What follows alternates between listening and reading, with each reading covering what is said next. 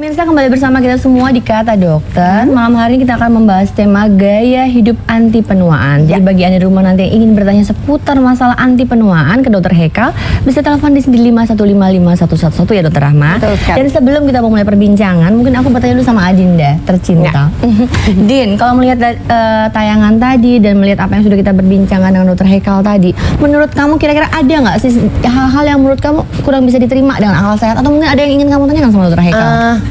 Tentang yang tidur, kan aku akhir-akhir ini insomnia kan. Ngaruh nggak itu nanti apa makin cepet tua, langsung tidurnya kan langsung teratur kan nanti. Iya. Tapi kamu betul. udah lama banget ya. Belakangan ini berapa? Seminggu, 2 minggu, sebulan? Semingguan ini. Iya, susah tidur. Tapi udah capek, udah ngantuk, terus kayak tetap aja kayak aduh kok nggak bisa ya, terus jadi nggak ada masalah gitu. Pastinya kan ya, pacar masih ada kan? Masih nggak galau ya. Oke, baiklah. Ya, jadi memang dalam tubuh kita itu ada hormon yang mengatur tidur, namanya melatonin. Dan memang dengan bertambahnya usia, hormon ini akan menurun. Nah, cepat atau lambatnya menurun itu kembali tergantung dari bagaimana kita menjaga pola hidup sehat, seperti itu. Dan memang idealnya kita tuh tidur 8 jam. Dan 8 jam itu seharusnya mulai dari jam 10 sampai dengan jam 5 atau jam 6. Harus 8 jam ya, 8 jam. Dan kalau kita kurang tidur, kita nggak, sebetulnya tuh dengan kita membalas dendam di besoknya itu nggak efektif. Karena tetap ya, jadi tetap harus 8 jam tuh full jam 10 sampai dengan jam 5 atau jam 6 seperti itu. Karena pada jam segitu organ tubuh kita itu beregenerasi ya, maksudnya memperbaiki diri lah, membuang toksin-toksin dalam tubuh kita. Nah, kalau misalnya dengan keadaan Dinda sendiri yang ternyata baru seminggu 2 minggu belakangan ini agak susah tidur. Tadinya sih enggak ya, tiba-tiba sekarang jadi mulai agak susah tidur. Walaupun misalnya udah dicoba sedemikian rupa supaya tidur, tetap aja matanya masih melek dan telinganya masih dengar kemana-mana. Pengaruh nggak sih dok supaya berpengaruh tentang penuaan ya kan? Apalagi kalau misalnya dia kan harus tampil cantik dan segala macam. Keriput sih yang paling utama gitu dok. Iya, memang betul sekali ya. Kalau kita kurang tidur, maka organ tubuh kita itu tidak optimal dalam membuang toksin atau racun. Dengan akibatnya dalam jangka panjang tentunya akan mempercepat penuaan. Tidak, keriput itu dong berarti. Iya, Anda sudah bilang kamu jangan kurang tidur. Makanya saya tetap awet muda karena saya 8 jam sehari. Dan sebetulnya kalau kita mengalami sulit tidur, kita mesti lihat aktivitas apa yang kita lakukan sebelum tidur. Maksudnya maksudnya kegiatan olahraga kan? Misalnya kalau kita melakukan aktivitas berat seperti olahraga, sebelum tidur itu tentunya kan adrenalin kita masih tetap tinggi. Nah, itu yang membuat kita sulit tidur. Jadi sebenarnya olahraga nggak boleh malam ya dokter ya? Dan juga makan itu kalau bisa jangan sebelum tidur. Itu juga akan membuat. Berapa lama dok? Berapa lama jangan sebelum tidur? Paling tidak makan malam yang ideal itu jam 6 atau jam 7. Jam 7. Lalu kalau misalnya kita tidur, jadi 2 jam sesudah kita makan baru tidur. Dinda, kamu seperti itu diterapkan? Aku makan malamnya bahkan bisa jam 12, jam 12.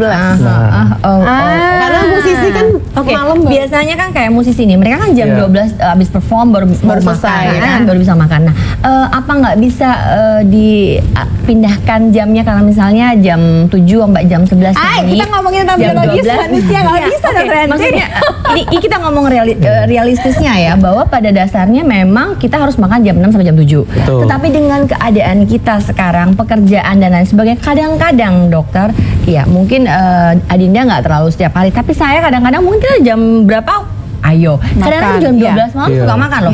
Nggak mungkin hanya jam 6, jam 7. Nah, kalau sesekali atau 2-3 kali itu boleh nggak apa-apa ya dokter? Maksudnya kalau terus-terusan itu yang berbahaya.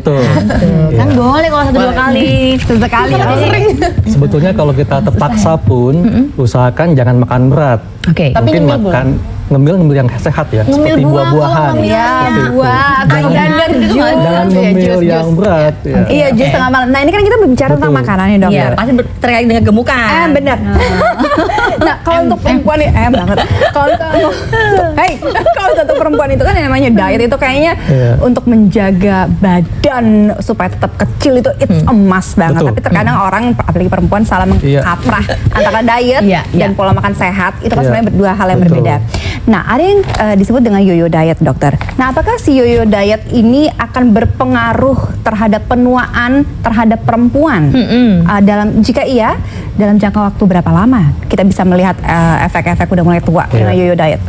Jadi mengenai yo-yo diet itu terjadi akibat kita tujuannya kan memang ingin kurus ya, ingin lebih ramping. Tapi kita melakukannya dengan makan kita dikurangi. Jadi katakanlah kita nggak makan pagi atau nggak makan malam, dan juga kita tidak melakukan olahraga.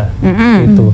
Jadi sebetulnya secara fisiologis ya, kalau kita nggak makan, maka tubuh kita dia akan berpikir bahwa kita ini harus menyimpan energi, ya kan? Dan lemak kan cadangan energi yang dimana digunakan paling akhir. Kalau misalnya karbohidrat sudah habis digunakan, akibatnya kalau kita diet dengan cara menghilangkan salah satu jam makan, katakanlah makan pagi atau makan siang atau makan malam, maka tubuh kita akan cenderung mengkeep energi atau menimbun lemak. Nah, akibatnya mungkin setelah dia melakukan yo diet dia kurus. Tapi sebetulnya lemaknya itu masih banyak, dan yang hilang itu adalah massa ototnya. Aduh, bahaya banget. Jadi massa otot lemaknya yang hilang. Jadi bagaimana menghilangkan si lemaknya? Harus olahraga pastinya kan? Dan yang paling ditakuti oleh wanita adalah olahraga angkat beban. Karena takut badannya besar. Tapi sebenarnya nggak apa-apa kan, Dok? Nggak perlu khawatir. Saya juga angkat beban. Iya, kita juga sama gitu. Jadi udah kuda-kuda nih. Saya sama dokter sama-sama angkat beban kami berdua. Nanti kita bahas lagi, dokter ya. Bahas lagi, Dok. Seru banget kalau berbicara masalah penuaan dan sebagainya. Nanti kita akan bahas di segmen berikutnya. Jangan kemana-mana, tetap di Kata Siapa? Kata Dokter. Still I wonder why it is I don't argue like this with anyone but you. We do it all the time, blowing out pacarmu, dan ku bingkai selalu indahmu. Jadikanlah aku pacarmu, iringilah kisahku. Ya, thank you guys. Ya, pemirsa kembali lagi bersama kita di Kata Dokter, dan jangan lupa bagi Anda di rumah yang menelpon ke sini dan bertanya langsung kepada Dr. Haikal ataupun dengan Dinda juga bisa langsung menelpon ke 5155111. Dan sekarang Dr. Yanti, kita akan sama-sama mendengarkan Viti tentang ternyata melihat dan juga mendengarkan ternyata bahwa duduk berjam-jam itu lebih bahaya ketimbang merokok. Benar atau tidaknya kita saksikan dulu Vitinya. Ini dia.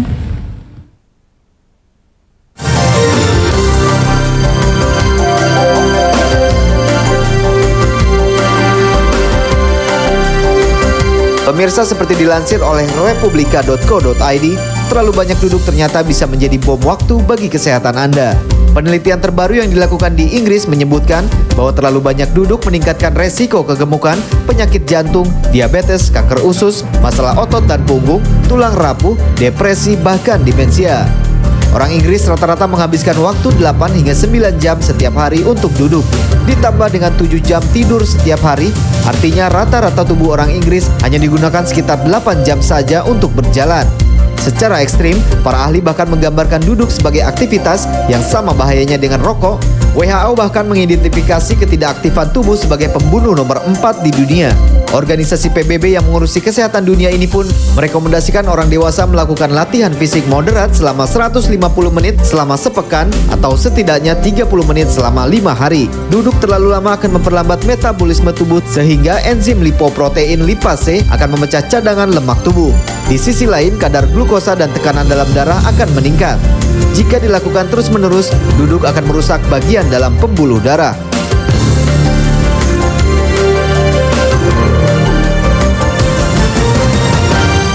Ya, jadi kalau melihat Viti tadi, Dokter Haikal, aku langsung bertanya, karena saya mengalami itu. Bekerja dari pukul 1 hingga pukul 2 lah, dari pukul 1-2 sampai pukul 8, kadang pukul 9 kalau pasien lagi banyak misalnya. Itu berjam-jam dengan posisi duduk, karena kan ada tindakan yang harus dikerjakan. Itu bagaimana ya dokter ya? Aduh, jadi takut gemuk dan takut cepat tua. Dan ini berjam-jam dan hampir setiap hari. Dan hampir setiap hari, karena dari Senin sampai Sabtu kan dokter Mama. Itu agak-agak mengkhawatirkan, bukan saya saja, banyak sekali yang mengalami hal seperti ini. Bagaimana cara menanganinya ini dokter? Ya, memang kalau kita duduk berjam-jam itu kan artinya kita menjadi tidak aktif, kurang aktif kan. Dan memang kalau kita bandingkan dengan rokok, sebetulnya sama-sama itu nggak bagus ya. Iya. Aduh, masa dibilang berjam-jam lebih bahaya daripada ketimbang rokok, nggak mungkin. Nah, ada penelitian yang dilakukan mengatakan bahwa terlalu lama duduk itu bisa mengakibatkan sel lemak kita berekspansi. Oh, gitu. Jadi berekspansi. Bukannya perusahaan sepertinya. Jadi artinya kita akan semakin menumpuk lemak. Dan akibatnya adalah obesitas. Karena terkait tidak ada pergerakan. Betul, ya dok ya. ya.